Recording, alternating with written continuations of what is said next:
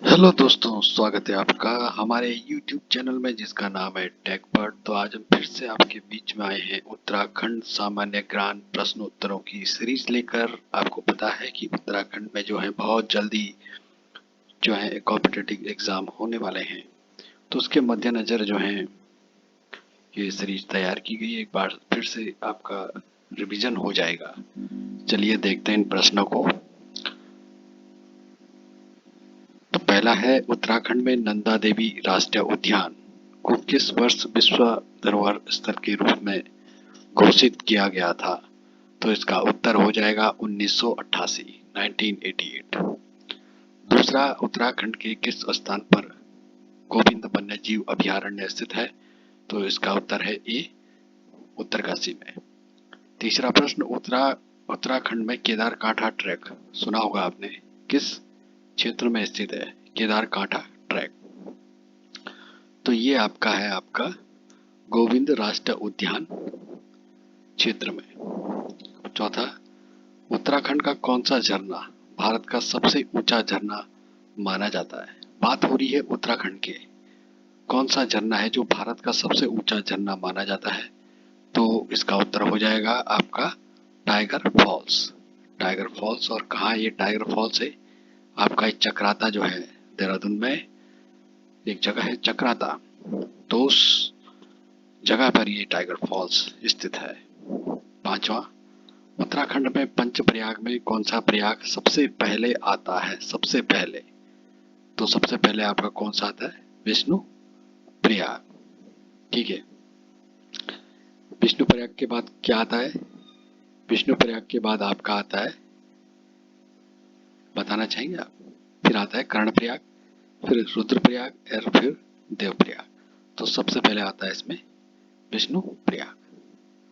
छठवां, उत्तराखंड में हर की पौड़ी का ऐतिहासिक और धार्मिक महत्व किस ग्रंथ में वर्णित है? तो यह है आपका स्कंद पुराण में। सातवां, उत्तराखंड का कौन सा शहर मिनी स्विट्जरलैंड के नाम से प्रसिद्ध है? Mini Switzerland.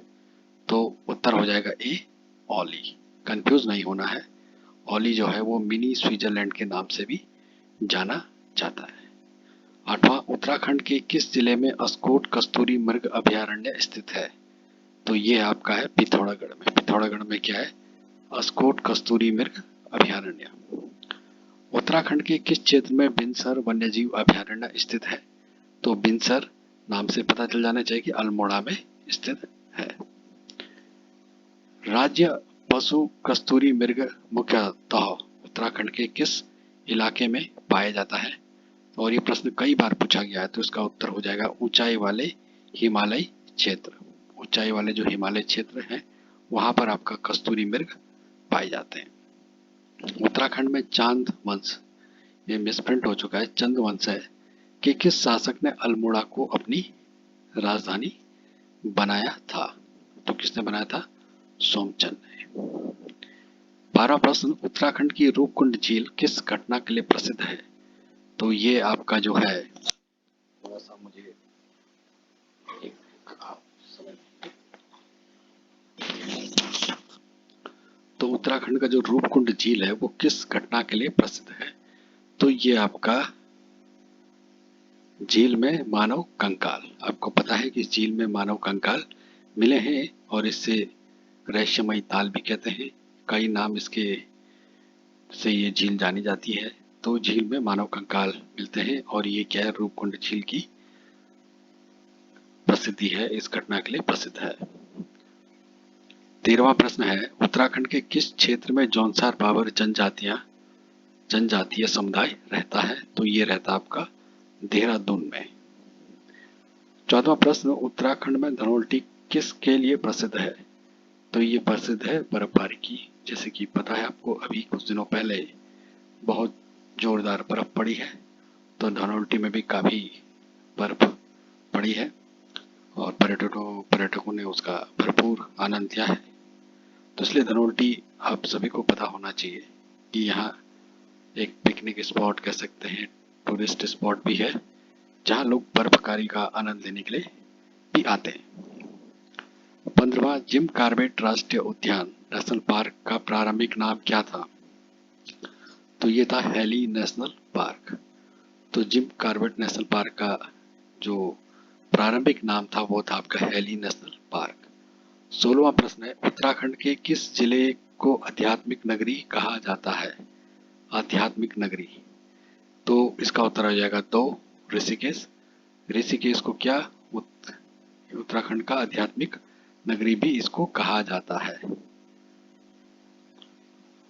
17वां, उत्तराखंड का कौन सा स्थान महर्षि कण्व की तपोस्थली के रूप में प्रसिद्ध है? महर्षि कण्व की तपोस्थली जहाँ उन्होंने तपस्या की थी, तो ये कौन सा स्थान है?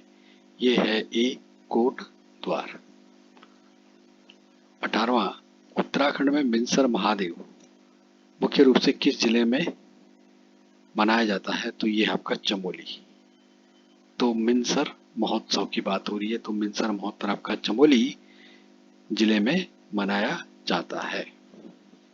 19वां प्रश्न, उत्तराखंड के मसूरी शहर का नाम किस प्राचीन वृक्ष के नाम पर रखा गया है? तो ये हो जाएगा इसका उत्तर मसूर। मसूर जो प्राचीन वृक्ष है, इसके नाम पर मसूरी का नाम मसूरी रखा गया।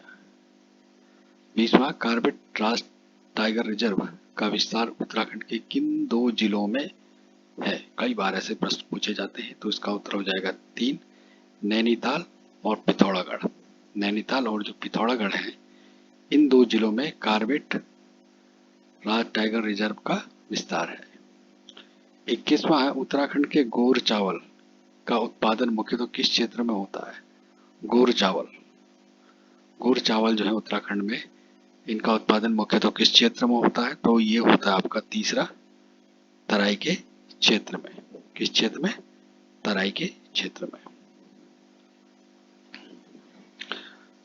22वां प्रश्न, उत्तराखंड के किस पर्वतारोही ने माउंट एवरेस्ट पर चढ़ाई करने वाली पहली भारतीय महिला बनने का गौरव प्राप्त किया? तो ये थी आपका बछेंद्री पाल।